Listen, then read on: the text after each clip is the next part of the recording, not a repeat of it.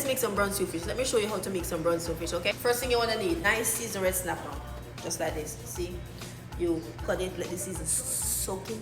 I got my onions here, some sweet pepper, and some carrots, peppers, and scallion. Hot pot, let it heat up real nice. Don't move the fish around. Let the fish fry, like maybe 4 or 5 minutes on each side. That is frying. We're gonna get another pot.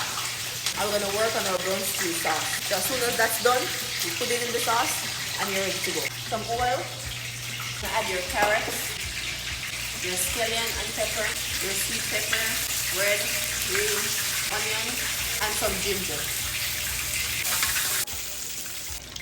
Oh, handful of teaspoonful of ketchup and some water.